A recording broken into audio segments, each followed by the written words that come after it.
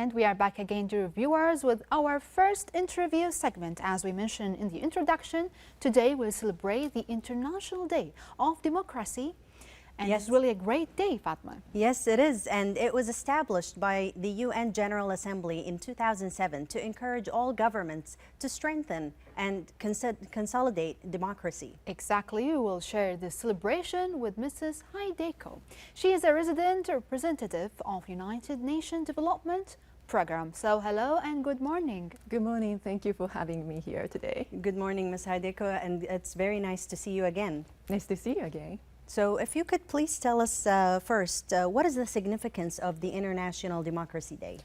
Yes, as we saw, the war in Ukraine has been showing us that the principles of democracies are under challenge. Yes. So unfortunately, as many as 32 journalists have been killed as of June this year alone.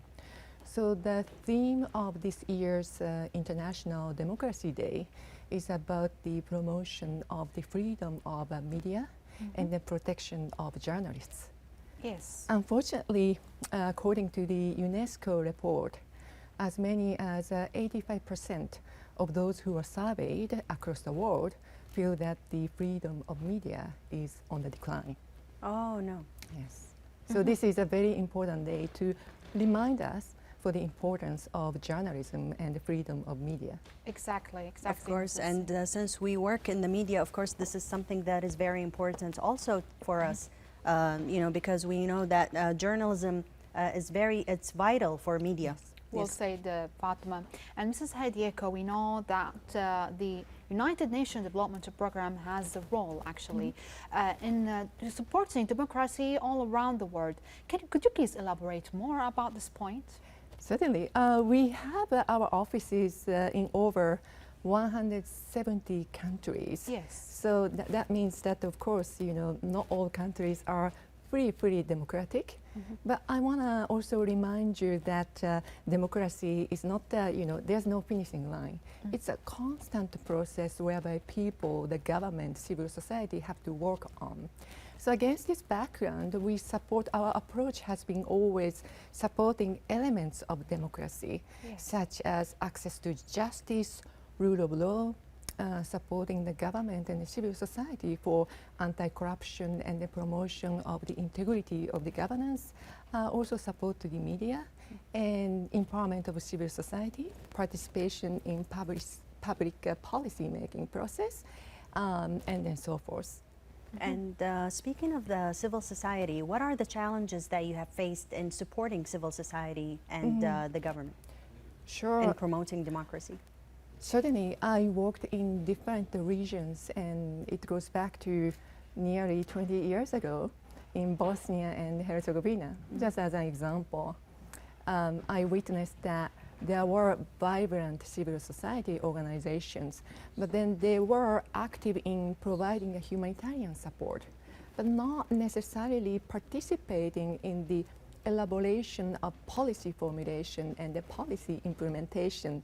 So we saw the dichotomy between civil society area and then space for governance. Yes. So we supported UNDP with the support from the government of Japan, and of course with the university students, civil society organizations to co-create the independent think tank, policy think tank, which was quite progressive. And it was a mix of different ethnic groups, Bosniaks, Bosnian Serbs, and the Bosnian Croats. So that was a memorable example I have in terms of bridging between civil society and the government 20 years ago. 20 years ago. It was a great memorable actually. So Mrs. Hideko, for how long you've been here in Kuwait actually? I have been here for 3 years plus. Yes. So I'm pretty sure you experience a lot of opportunities actually here. Could you please share it with us? Certainly. In terms of the opportunity for democracy, we are going to have the elections soon. And we pretty much focus on the results of the elections. That's our nature, right? But I'd like to say that this, leading up to the election, political campaigns are the opportunities for every citizen to ask questions. Yes. And then you have the right to choose which candidate they can vote. So this is the opportunity to ask candidates about particular policy areas, express your interests, and having interactions.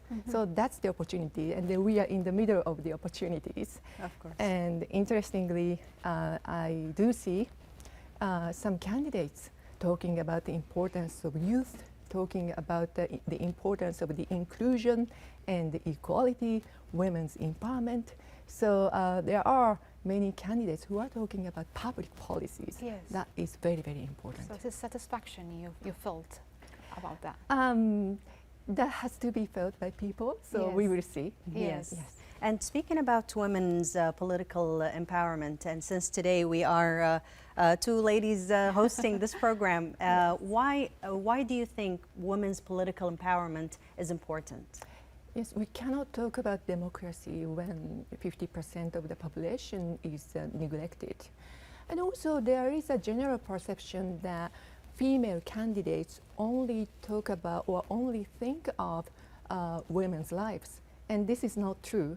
And in fact, it's for the benefit of men, women, boys and then girls and then all the communities to have female representation, to have a diverse perspectives, perspectives on diplomacy, economy, education, social issues and the environment to animate political debate to be constructive.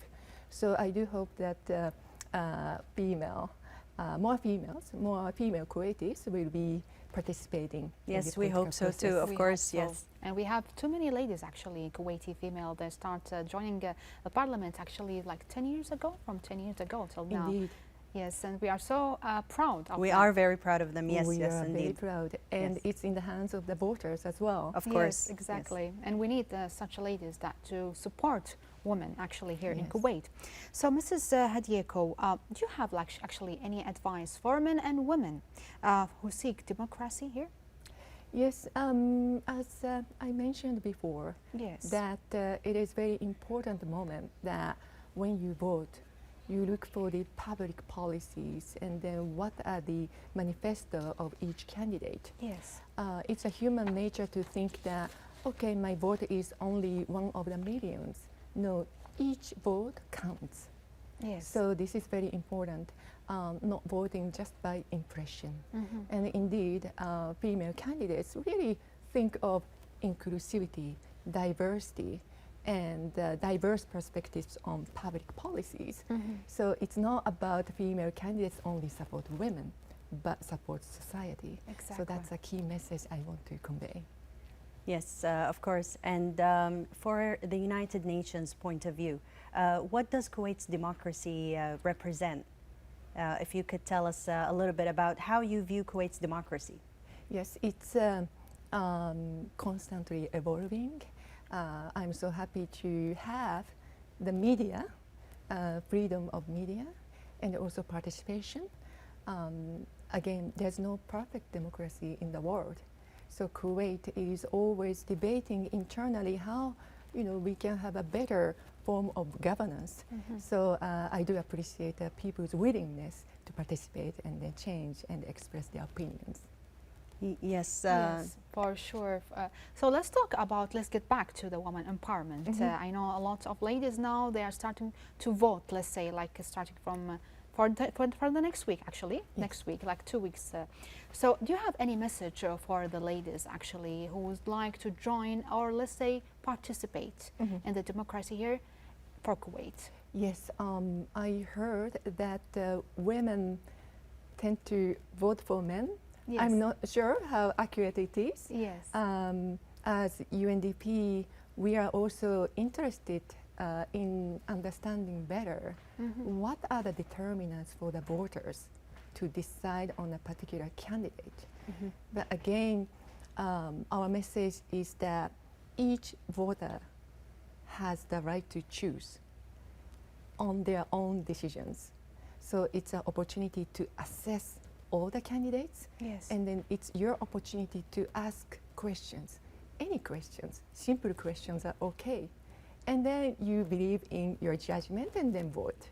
Yes. So I think there are so many good candidates, including female candidates, Exactly. who are serious about the future of Kuwait. Yeah. Yes, and do you think also that having a debate, a formal debate between candidates would help, organize this process and make it easier for voters to choose? Certainly, You know, when I it's a think so. political debate, yes. Certainly, I think it's a brilliant idea. Yes. Yes, and also, what about the democracy obstacles that we have? What do you think from the UNDP point of view? Well, obstacles are, globally, more female Yes. journalists across 125 countries surveyed by UNESCO feel that they are actually facing the online violence Yes. and misinformation and then disinformation, particularly female journalists, going back to the theme of the Democracy Day. So this is a global phenomenon we have to tackle, and we have to also protect female journalists Yes. globally. So that could be our message and the obstacle as well. So actually, Mrs. Hideko, will you to participate for the next UN Parliament election for the next year? Do you have any participation about that, the UN? The participation, yes. Participation Yes. of the election? Yes. Which election? For the next year, the democracy election. I see. Okay. For the UNDP, Yes. let's say globally, we support certain election processes. Yes. And UNDP alone cannot decide. Actually, we consult with the Department of Political Affairs in New York. Yes. And then also we conduct a needs assessment of the country requested for election monitoring and then voter educations and then so forth. But when it comes to supporting civil society and then voter education, UNDP remains very much active to reach out to voters. We never dictate or making any favor to particular candidate, but they empowering voters and then informing voters so that they can make an informed decision to vote. Yes. Interesting. So it's the support from the UNDP for all the elections, and not just in Kuwait, but it's also global. We want to thank you very much, Ms. Hideko, for all the information and this interesting conversation, and very important actually. So thank you very much for that. Thank you so much. Thank you so much, Mrs. Thank you. Hideko. So, dear viewers, don't go away. Let's have this tiny little break, and then we'll move on.